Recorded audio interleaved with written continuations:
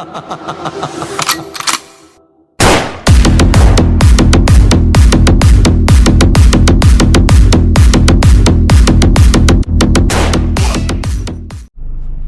is going on, YouTube, and welcome back to another episode.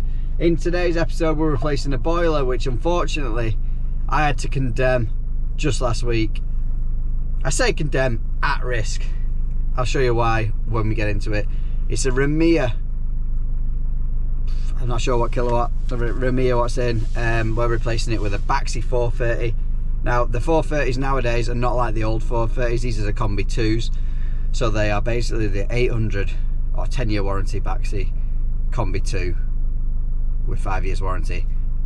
It's not got the same keyless filling loop, and it's no filter in the box, but other than that the boiler itself is exactly the same. Let's head on over there and get this off the wall. I have got my cousin with me this morning just because it's a double story flue. I don't have a roof rack, I can't carry the big ladders, and I'm shit scared of heights, so. And also there's a bit of a condensate. Well, we have to upgrade the condensate because at the minute it just pops out the wall in 21.5 straight onto a flat roof. Well, I mean, I think he said it was 16 years old. It's never frozen up once. Anyway, we've got to upgrade it where no doubt it will freeze up. Let's get to it. There's our current condensate. Never frozen up. I don't know how, because obviously when snow sits on that roof, it's going to cover it, isn't it? But obviously you can see the PRV's been going off. Right, we're planning on coming down this wall and across and into that gully there where the kitchen sink is. This is what's coming out. The hive's coming out because it doesn't work. Obviously we've got a simple switch for swapping it over, hot and cold. The reason why it's failed is one, the expansion vessel's knackered. Two, we've got, what was the leaks on here? We've got a leak on this, which is actually, might be better showing you. Underneath, it's actually rusted there. Harsh, but unfortunately that is the way it is. There was another thing that's leaking, I can't remember what it was now. It wasn't that.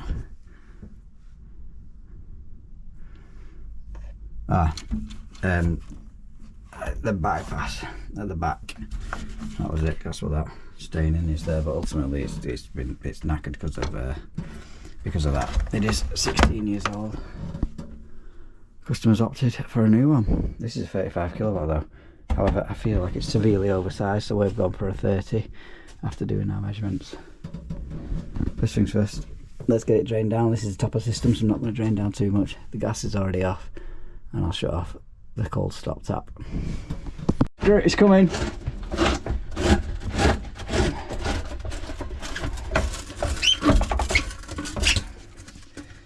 That was easy enough. Keep going. About 3 inch. Got it. Don't fall off ladder.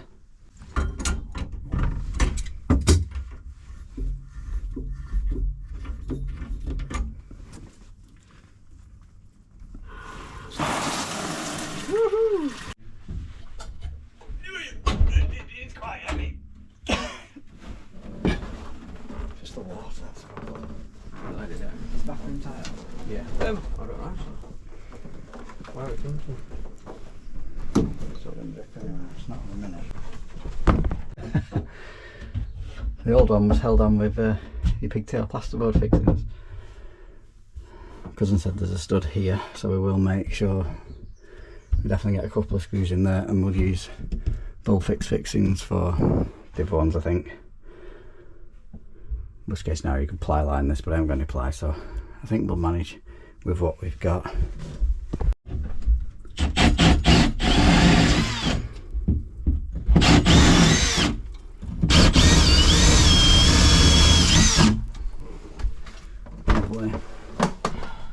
Now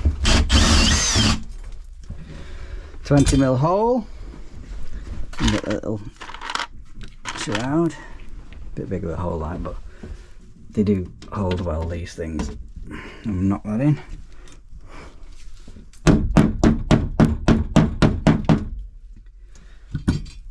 one's landed on, no, that one's landed on the stud, so I can't see it going anywhere. It's going to be better fixed than the last was. It was only in 4 pigtails. I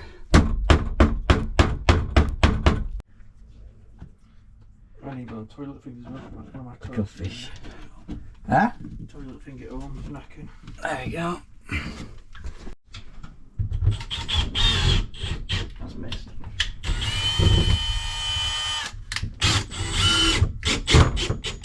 That hasn't. It's going nowhere, lad. Well, you can come out. Yeah, pull it. It's out. I just want 120mm off it. Condensate original one is too high, so well, I was going to have to upgrade the size of the hole through the wall anyway. You can't put 21.5 through the wall, so it needs to be upgraded. And because of where it is at the minute, we're going to be coming across over here, somewhere down here, because there's some lead work to miss and some wires outside, so that's where it's going. It'll just have to come across, up and in. Not sure what I'm going to do with these yet. Probably sneak the coal behind the back of the return in. Don't need no line scale reducer on. We're not in a hard water area.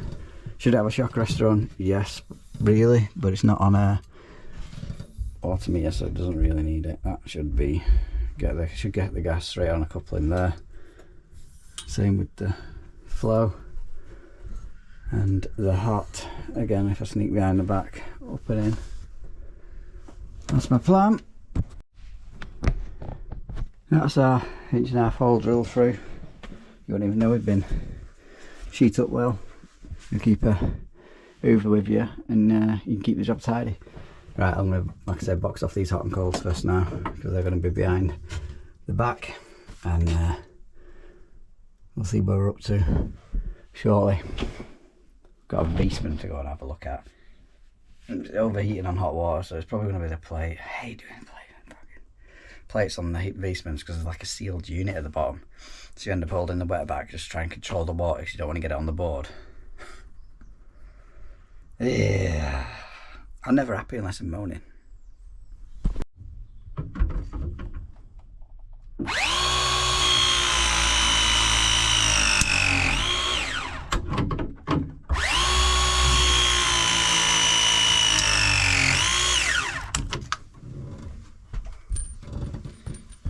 Because you are beautiful.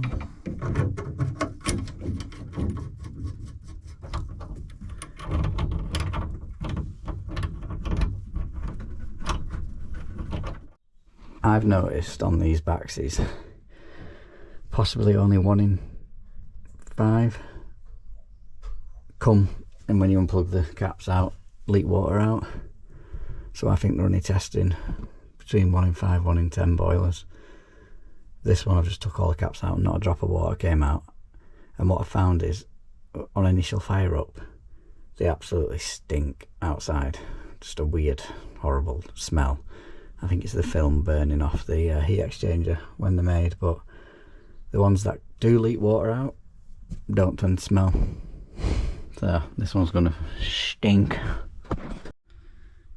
This is the filling link, which comes with the 400 range.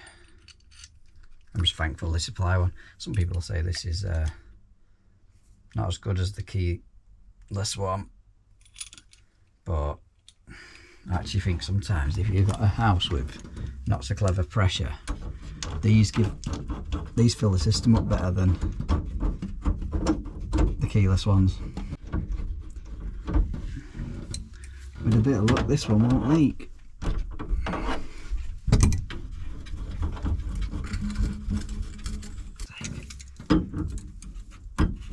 That valve always is well stiff.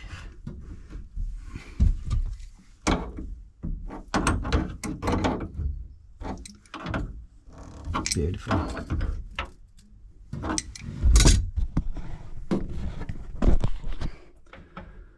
Right, that is a loop in. Still messing around with the Magna Clean, as you can see, but a million fittings on that blow off. However, it saves drilling the hole out, and it's in a cupboard, and when you stand back, it's going to look pretty. and this one's not going to fall off the wall with our 4 pigtail fixings. That's absolutely shocking.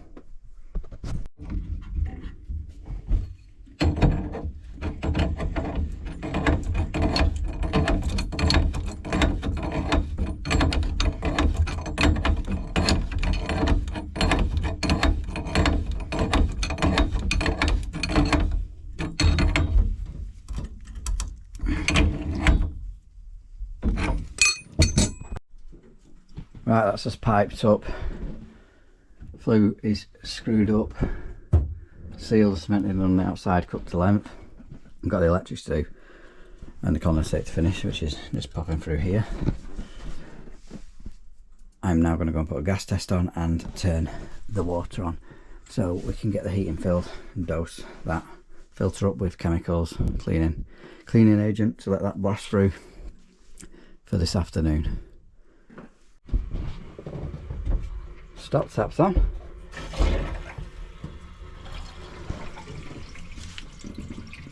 Hot and cold on.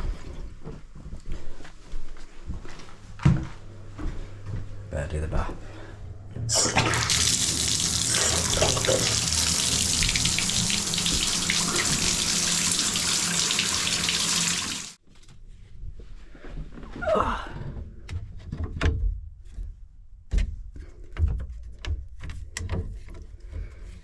Chemicals are in, so with a bit of luck we don't have any leak, otherwise we're just going to leak all that straight out.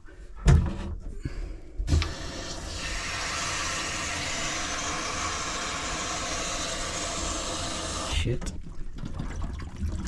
Oh, we got a leak. I didn't tighten that up at all. Let's try and get that back in.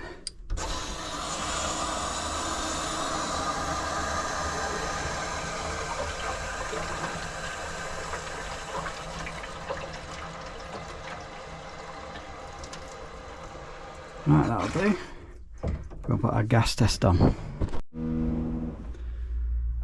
That's tightness test started.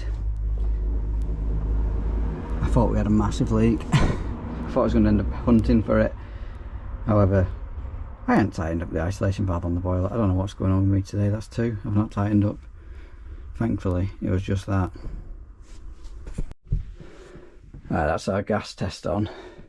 I've still got a little weep on that fitting there, but when I've circulated the clean around and done the flush, but when I take the pressure out, I'll have a look at that. Probably put some more paste on. With the electrics, so this was the old boiler, live, neutral and air, and that was the live and neutral did also took up to the hive and them to the switching cables back to the boiler. What I'm going to do is use that live, neutral and earth straight to the receiver, and then 5 core out back to the boiler, so we'll have your live, neutral, earth. You can either use the room start switch in and out, or the open firm in and out, depending on how you want to wire it up. There is a couple of ways of doing it. You can take live, neutral and earth straight to the boiler, and then 5 core back out to the receiver. That is probably the best way of doing it, but for this one I'm going to do it the way I've just said firstly. Still got the condensate to do, but I'll move on to wiring for a bit. I do enjoy a little bit of wiring. Just waiting for the glue to go off before doing any more on that. Wiring's done, a little bit neater. This is a aerial cable, don't know, it's now to do with me. So let's get our power on and let it do a bit of de-aeration. Even though obviously I've got it empty again. Just let it circulate around the system and make sure everything's hunky-dory. Go and grab some dinner. I think we're having a chippy, my favourite.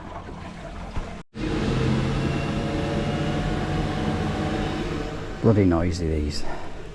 That's the massive downfall with the combi 2s. I find them incredibly noisy. Just got hot water to wash our hands. I'm going to let it circulate around for an hour or so. Whilst the cleaner's in, whilst having dinner as well. That's why I'm not gone for it yet. That's why we're doing some work whilst we're not.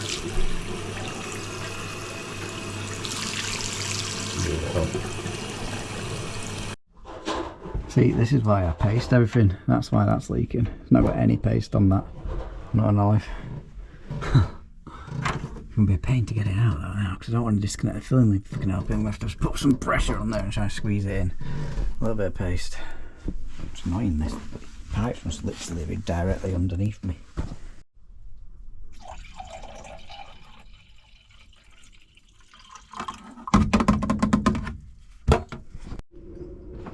Right, that's us all wrapped up and done here, other than some lagging, and show the customer how to use it. Another job well done. As always, if you've liked this video, don't forget to give it a thumbs up, drop us some high points, free to do. Consider subscribing if you haven't done already, and I will see you on the next one, where I believe it's going to be.